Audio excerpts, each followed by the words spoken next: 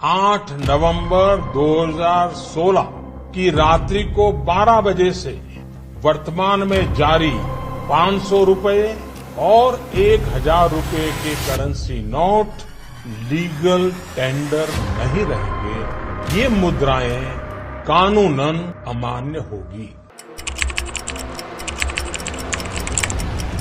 कोई नोटों को बिस्तर के दबोच के नीचे सो करके बिछा करके सोते थे, कोई बोरे में भर करके नोटें रखते थे, कोई गेहूं के बड़े बड़े बर्तनों में नोटें छिपा करके रखते थे, ऊपर गेहूं रख देते थे। नोटें छप रही थी, महंगाई बढ़ रही थी और नोटों के बंडल कहीं छिप जाते थे।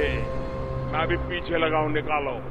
मैंने सिर्फ देश से 50 दिन मांगे हैं, 50। 30 दिसंबर तक मुझे मौका दीजिए मेरे भाई बहन। अगर 30 दिसंबर के बाद कोई मेरी कमी रह जाए, कोई मेरी गलती निकल जाए, कोई मेरा गलत इरादा निकल जाए, आप जिस चौराहे में मुझे खड़ा करेंगे, मैं खड़ा होकर के देश जो सजा करेगा वो सजा भुगतने के लिए तैयार। नमस्कार, आज 8 नवंबर है और आज नोटबंदी की सालगिरह है। प्रधानमंत्री नरेंद्र मोदी का वो भाषण आप सबको याद है या नहीं, जब उन्होंने इस देश की 500 और 1000 की नोट अब लीगल टेंडर नहीं रह जाएंगे, इस बात का बयान दिया था।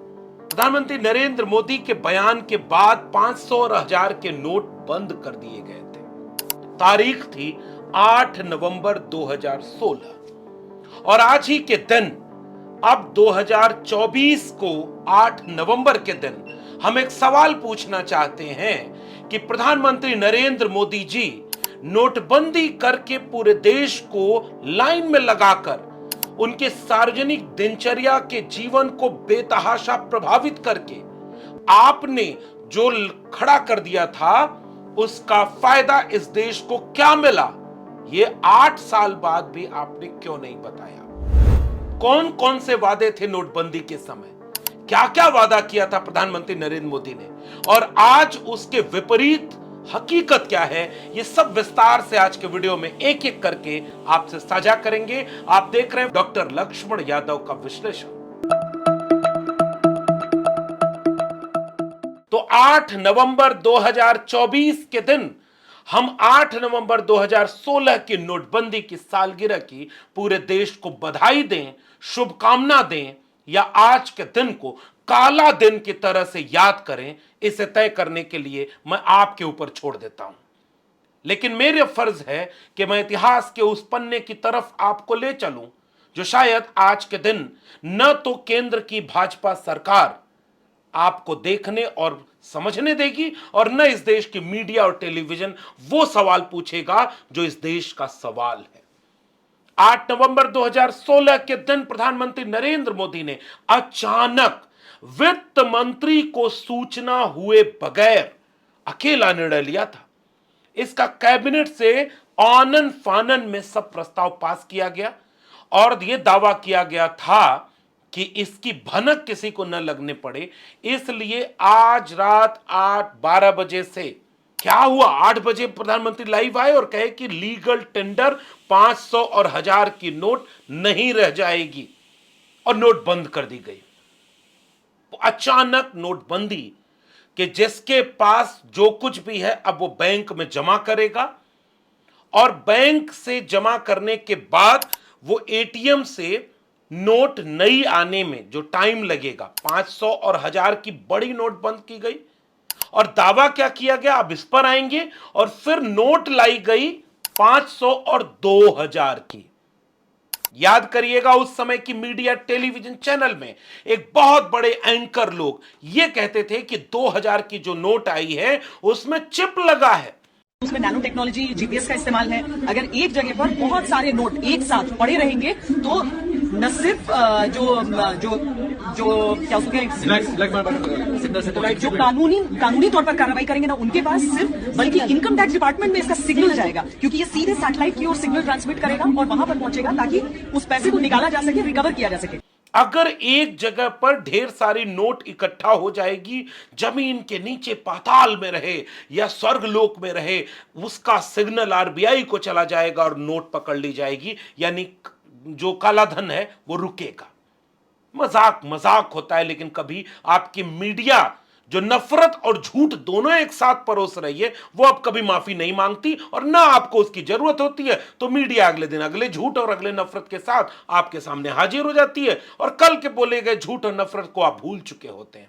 बधाई आप सबको, आप इस नए भारत को बनाने वाले हैं। तो हुआ ये कि नोटबंदी करके 500 और 1000 की नोट बंद कर दी गई और 500 और 2000 की नोट चालू कर दी गई। मेरा एक और दूसरा होमवर्क है कि पता करिए आज 2000 की नोट चल रही है क्या? भूल गए ना? जी हां, फिर से 2000 की नोट बंद करनी पड़ी, जिसे प्रधानमंत्री नरेंद्र मोदी ने खुद ही चालू किया था। यह कौन सा फैसला है जो प्रधानमंत्री ने बिना सोचे समझे ले लिया क्या? किसकी राय ली थी?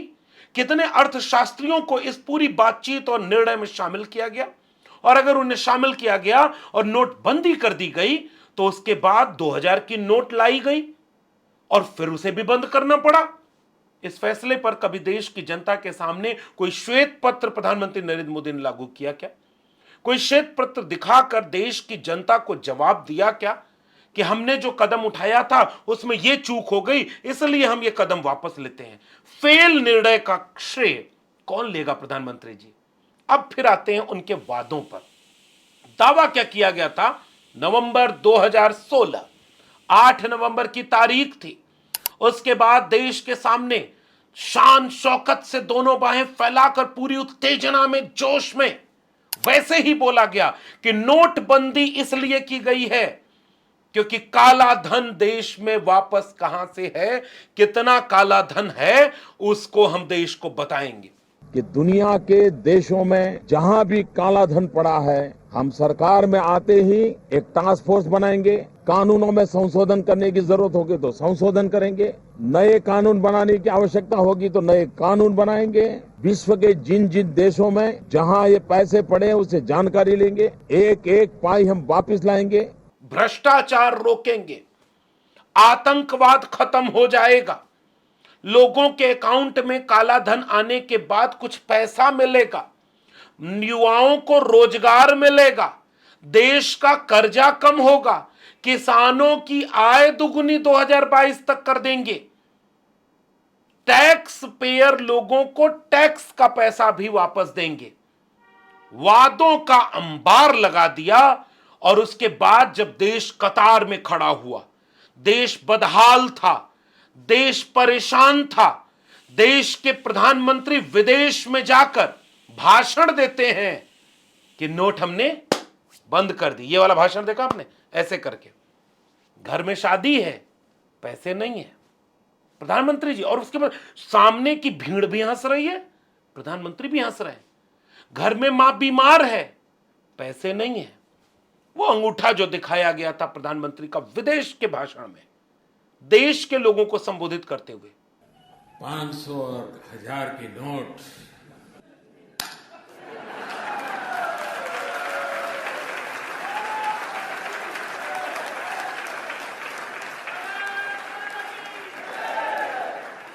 घर में शादी है, पैसे नहीं है, मां बीमार है, 1000 की नोटों का थप्पा है, लेकिन मुश्किल है। और उसके बाद भाषण पर भाषण। ये वो लोग अब रो रहे हैं, चीख रहे हैं, चिल्ला रहे हैं, जिनका कई सालों का लूटा हुआ मैं वापस ले रहा हूं। ये लुटेरे रो रहे हैं, ये लुटेरे बेचैन हैं, ये लुटेरे हमारी पॉलिसी पर सवाल उठा रहे हैं। जोर जोर से चीखता हुआ प्रधानमंत्री का भाषण पर भाषण, सुनते जाइए भाषण।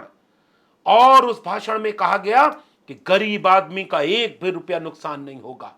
मेरे देशवासियों, मुझे 50 दिन दे दो, 50 दिन दे दो, क्योंकि मैं लुटेरों का लूटा हुआ वापस ले आ रहा हूं। मुझे 50 दिन दे दो। अगर आपके मैं वादों पर खड़ा न उतरा, अगर मुझ में कोई कमी रह जाए, अगर मुझ में कोई बाकी रह जाए, तो 50 दिन बाद जिस चौराहे पर बुलाना, मैं आने को तैयार हूं। मैंने सिर्फ देश से 50 दिन मांगे हैं, 50 दिन। 30 दिसंबर तक मुझे मौका दीजिए मेरे भाई बहन। अगर 30 दिसंबर के बाद कोई मेरी कमी रह जाए, कोई मेरी गलती निकल जाए, कोई मेरा गलत इरादा निकल जाए, आप जिस चौराहे में मुझे खड़ा करेंगे, मैं खड़ा होकर के देश जो सजा करेगा वो सजा भुगतने के लिए तैयार हूं। प्रधानमंत्री जी, उनको अच्छे से पता था 50 दिन छोड़ो, 5 दिन में इस देश की जनता भूल जाएगी कि उसका दर्द क्या था। लाइन में खड़ा होने का दर्द, शादी के समय पैसे न होने का दर्द, कोरोना तो बाद में आया, उसका दर्द जब भूल गए, जो मानवता पर संकट बनकर आया था। उस समय के नफरत के समय लोग ये सोच रहे थे कि हॉस्पिटल बनाना चाहिए था इस देश को, जरूरत पर काम आता है, इंसान की जान बचाता है। वो भूल गया दर्द, तो नोटबंदी का दर्द तो वैसे ही भूल गए। इसलिए प्रधानमंत्री नरेंद्र मोदी ने जानबूझकर 50 दिन मांगे थे। न 50 दिन के बाद इस देश की जनता ने कोई संगठित सवाल उनसे पूछे, न प्रधानमंत्री ने उसके जवाब दिए। फिर क्या साबित हुआ? जुमला। आपने ब्लैक मनी की बात छेड़ी, ब्लैक मनी भी मुद्दा बना हुआ है। माना आप कह रहे हैं कि हमने तो एसआईटी बना दी थी, हम एक्शन ले रहे हैं और पूरी कार्रवाई हो रही है और काला धन आएगा, लेकिन जो चुनावी भाषण में प्रधानमंत्री ने बात कही उसको वो बार बार दोहरा रहे हैं कि 15 लाख रुपए अकाउंट में क्यों नहीं आ रहे। देखिए, ये जुमला है। थोड़ा और इतिहास में पीछे ले चलूं, तैयार हैं आप? कोई फर्क पड़ेगा इन सवालों से? पड़े ना पड़े, मेरी जिम्मेदारी है कि मैं थोड़ा और पीछे ले चलूं। चलिए थोड़ा पीछे की सैर करते हैं। साल 2012 और 13 का सफर कराता हूं।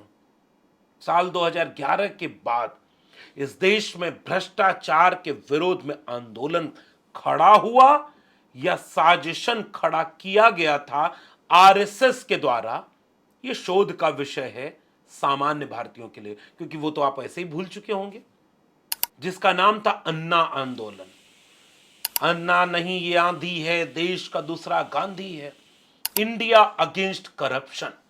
और करप्शन का आरोप लगाकर जिन नेताओं को जेल में भेजा गया, चाहे वो 2G का हो, 3G का हो, कोलगेट का हो, बाद के दिनों में सरकारों का फैसला आया कि ऐसा तो कोई घोटाला ही नहीं हुआ, और उन घोटालों के आरोप में पूरा देश सड़क पर था कि भ्रष्टाचार खत्म करना है। नेताओं की सरकार बन गई, भाजपा 2014 में सरकार बना ले गई, और जिन पर आरोप था सारे बरी हो गए, कोई जेल में आज की तारीख में नहीं। इतना बड़ा आंदोलन इस देश में हुआ क्यों था? फिर कैसे हो गया? और मीडिया ने कैसे उस आंदोलन को इस देश की सबसे बड़ी क्रांति के रूप में खड़ा कर दिया कि ये सब कुछ एक साजिश नहीं थी? और कहां है वो कैग का विनोद राय, जिसने ये रिपोर्ट दे दी थी कि देश में कई लाख करोड़ रुपए का घोटाला हो गया, और बाद में पता चला कि भारतीय जनता पार्टी की सरकार बनने के बाद वही विनोद राय उनके सहमति से किसी बड़े मलाईदार पोस्ट पर नियुक्ति पा गया। इस देश को ऐसे मूर्ख बनाया जाता है। इसलिए देश में यह भाषण, पहला भाषण नंबर 1, नरेंद्र मोदी का भाषण नंबर 1, कि इस देश की पाई पाई विदेश में है, उसे हम ले आएंगे। देश के कुछ चोर लुटेरों ने विदेशी बैंकों में हमारा पैसा जमा किया है। आप मानते हैं कि वो रुपये वापस आने चाहिए? दुनिया के किसी भी देश में हिंदुस्तान का पैसा रखा गया है, पाई पाई वापस लानी चाहिए नहीं लानी चाहिए? काला धन वापस लाना चाहिए नहीं लाना चाहिए? भाइयों बहनों, मैंने ठान के रखी है, अगर आप मुझे आशीर्वाद देंगे, मौका देंगे, मैं पाई पाई वापस लाऊंगा। मीडिया की खबरें बताती हैं कि 100 दिन में काला धन ले आने का वादा देश की भाजपा की उस समय के चुनाव की लड़ती हुई पार्टी ने किया था। और प्रधानमंत्री नरेंद्र मोदी का वो भाषण जो देश में लोकप्रिय हुआ था कि अगर हम स्विस बैंक में काला धन जितना पड़ा है उसको वापस ले आए ना, तो एक एक गरीब आदमी को मुफ्त में 15-20 लाख यूं ही रुपए मिल जाएंगे। ये जो चोर लुटेरों के पैसे विदेशी बैंकों में जमा है ना, इतने भी हम रुपये ले आए ना, तो भी हिंदुस्तान के एक एक गरीब आदमी को मुफ्त में 15-20 लाख रुपए यूं ही मिल जाएगा। भूल गए ना? भाषण नंबर 2, ये जो काला धन विदेश में है ये वापस लाएंगे। नियम बदलना पड़ा तो नियम बदलेंगे, टास्क फोर्स बनानी पड़ी तो टास्क फोर्स बनाएंगे, देश को बताएंगे, देश की कमाई जो लूट कर ले गए लोग उसको वापस लाएंगे। कि दुनिया के देशों में जहां भी काला धन पड़ा है, हम सरकार में आते ही एक टास्क फोर्स बनाएंगे। कानूनों में संशोधन करने की जरूरत होगी तो संशोधन करेंगे, नए कानून बनाने की आवश्यकता होगी तो नए कानून बनाएंगे। विश्व के जिन जिन देशों में जहां ये पैसे पड़े हैं उससे जानकारी लेंगे, एक एक पाई हम वापस लाएंगे। टैक्स पेयर, भाषण नंबर 3, टैक्स पेयर जो हैं उनको कुछ हम एडवांस में पैसा बांट देंगे जब काला धन आएगा। और ये जो पैसे वापस आएंगे उसमें से 5 पैसे 10% अमाउंट जो लोग ईमानदारी से देश को टैक्स देते हैं और विशेष करके जो सैलरी वाले लोग हैं उनको बेचारे को कोई चारा नहीं है, उनका तो इनकम टैक्स यूं ही कट जाता है,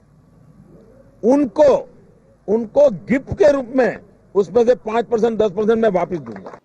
तो 15 लाख अकाउंट में उधर जा रहे थे, 15 से 20 लाख काला धन से। फिर टैक्स पेयर जो सरकारी नौकरी वाले हैं, हिमाचल प्रदेश में भाषण देते हुए प्रधानमंत्री बोल रहे हैं कि उनको भी हम कुछ पैसा देंगे। तीसरा, किसानों की आय दुगनी कर देंगे, 2022 तक काला धन आएगा। चौथा, इस देश में रोजगार में बढ़ोतरी हो जाएगी, नौजवानों को रोजगार हम देंगे उस पैसे से। पांचवा, इस देश का इंफ्रास्ट्रक्चर खड़ा करेंगे, भ्रष्टाचार खत्म हो जाएगा। और इन सारे भाषणों के बाद 2016 की नोटबंदी और 2024 में खड़े होकर मैं आपसे सवाल पूछता हूं, किसानों की आय दुगनी हुई क्या? हकीकत यह है कि किसानों पर 3 काले कानून लादे गए, जिसको हटाने के लिए किसानों को आंदोलन करना पड़ा। 13 महीने में 750 किसान शहीद हुए, लाठी खाए, गोली खाए, अपमान झेले, कील और मुकदमे देखते रहे। तब जाकर के तपस्या में कमी होने की बात कहते हुए प्रधानमंत्री ने वो रुपया वापस लिया फैसला। और उसके बाद भी किसानों की फसलों और नस्लों को अंबानी और अडानी के हाथों में बेचा जा रहा है। और आज का आंकड़ा बताया जा रहा है कि किसानों का आमदनी दुगनी नहीं हुई, 2024 में किसानों की कर्जे दुगने से 3 गुने होने पर आमादा है। तो जुमला बनाम हकीकत नंबर 1। जुमला बनाम हकीकत नंबर 2, नोटबंदी के बाद यह कहा गया कि काला धन वापस आएगा और आंकड़ा बता रहा है कि जितना जो पैसा था वो हूबहू उतना आ गया, 98-99%। फिर काला धन कहां था प्रधानमंत्री नरेंद्र मोदी जी, ये कहां गया था?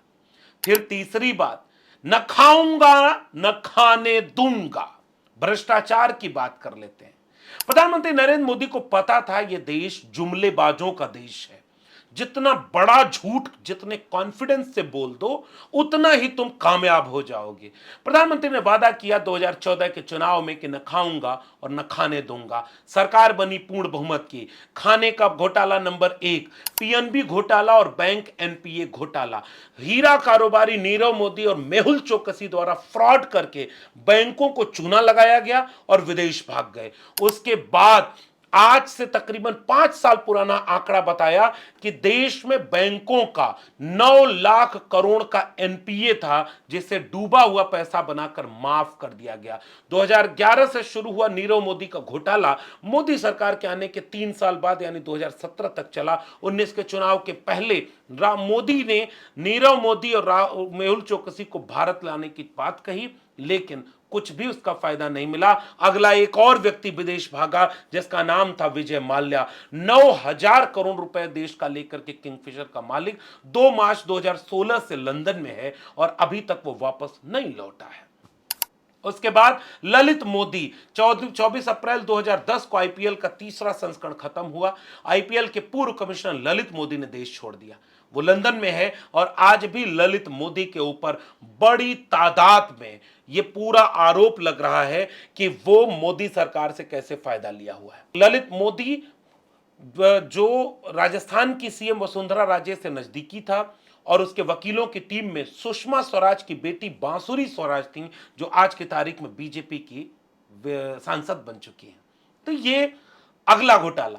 जय शाह, गृह मंत्री अमित शाह का बेटा लेकिन परिवारवाद बिल्कुल नहीं है, क्योंकि ये अपनी काबिलियत से आया है। क्या फर्राटेदार अंग्रेजी बोलता है जय शाह, कितना अच्छा क्रिकेट खेलता है। सुनील गावस्कर, कपिल देव, सचिन तेंदुलकर और विराट कोहली सब पीछे हैं, सब ट्रेनिंग लेते हैं जय शाह से, उसकी इस काबिलियत से। बीसीसीआई का पहले चेयरमैन बना और उसके बाद वो आज की तारीख में आईसीसी का चेयरमैन है।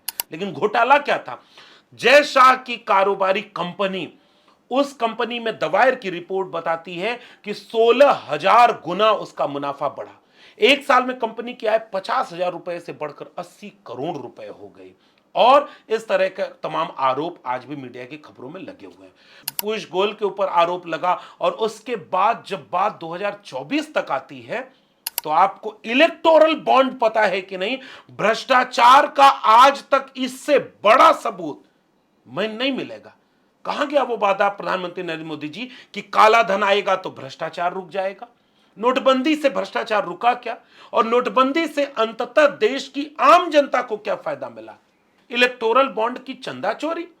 इलेक्टोरल बॉन्ड के नाम पर आज तक इस देश का सबसे बड़ा घोटाला हुआ और लोग ये मांग कर रहे हैं कि पीएम केयर फंड को क्यों आरटीआई के दायरे से बाहर रखा गया? क्या वो देश का सबसे बड़ा घोटाला नहीं है? नोटबंदी के बाद पता है सारे भाषण दूर हो गए। दावा किया गया था कि रुपए की कीमत डॉलर की तुलना में मजबूत होगी। प्रधानमंत्री के वो भाषण पता नहीं आपको याद है कि नहीं? ये ऐसे नहीं होता है मित्रों।